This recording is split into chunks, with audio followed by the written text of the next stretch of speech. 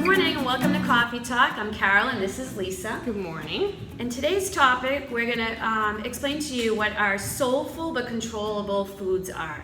Last time that we had our Coffee Talk, we explained to you what trigger foods are. We want to explain to you now what the difference is. Yes, a soulful but controlled food is a food that you have control over the quantity that you're going to eat. So it's not like the trigger food. The trigger food, if you remember, mine was Cheez-Its.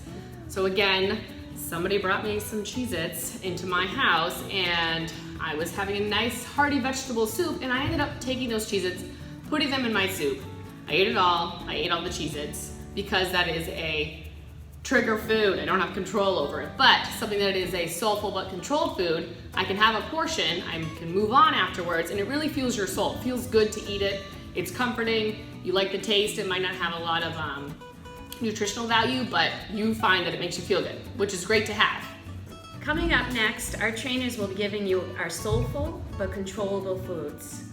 And after that, we're going to share our thoughts on what to do when you do have your soulful but controlled foods so that you don't think that you're doing something bad. My soulful but controlled foods are going to be things like nachos, any kind of nacho, and macaroni and cheese. I can have a portion, fuels my soul, and then I move on. Hey everyone, it's Colin. My controlled but soulful, it was something different, but recently I've been eating the chocolate hummus. It's delicious, but I can stop.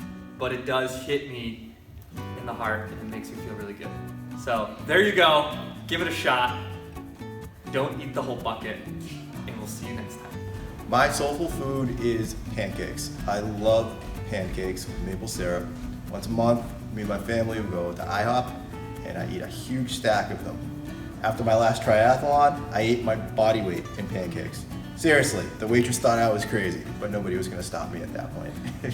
Patty Barron here from the Adirondack Club. My soulful go-to food is usually peanut butter. I like the little containers because they're pre-portioned and I'm not going to spoon it out of the jar, but the more nutritional option is almond butter. That's what I do. All right. My comforting but soulful food wasn't hard to pick out. It's definitely fried clams. I'm from the town of Ipswich. Every time I drive into Ipswich, I'm like, let's go get fried clams. But when I have them, I only want the good kind. I don't want to have the bad kind from around here. So my controlled but soulful food is cheese. So for some people that might be a trigger food, but for me, I can just have a little piece of cheese. Makes me feel good, makes me feel like I'm having a little treat, and I just move on. So cheese is it. First thought is don't feel bad, don't beat yourself up, just move on to the next meal so that you're not continuing on that path. Mm-hmm. Our second thought is, you might be thinking to yourself, will this hinder my success? And the answer is, Maybe. It depends. Are you going to be able to have, let's say it's French fries, you're going to be able to have a serving of French fries and move on, or are you going to order the burger, the Frosty, the French fries, and everything else that goes with it? So if you did the first thing, the answer is no, it's not going to hinder your success. You can have that whole thing of French fries and it's not going to ruin. Right. But if you ate everything else, is it going to? Probably, because you're in a high calorie state, you're not in a deficit, so you're not going to be losing if that was your goal. Right. And it's all about mindset. So if you're not in the state of mind to, work on that, maybe you're not ready or willing or able at this moment. It is hard. It is very hard to do this, and we just want to help you and give you tips. Absolutely. And don't get mad at yourself if you're not having success. You might just have to do a little bit more. You need to decide, are the changes that you need to make worth it to get the change that you really want in your body? So a great example is we want you to stand up. All right, so go ahead and stand up. We're not going to stand up, otherwise we might, leave the film here. But stand up. You're going to take 2 steps forward. And then one step back. Yep, 1 step back. And you're going to keep doing that until you make it all the way to the other side of the room. How long did that take you?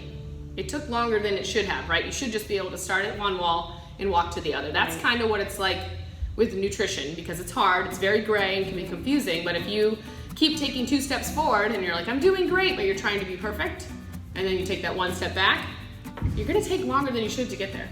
Right? It's all about changing your behavior. So those take time to practice. It takes 2 weeks to establish a behavior.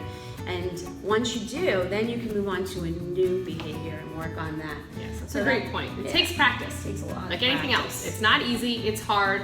Be patient with yourself, but work with somebody that can help you, like Carol and I and our training staff, because we're awesome. All right, that's it. Have a great day, and that's Coffee Talk. Cheers!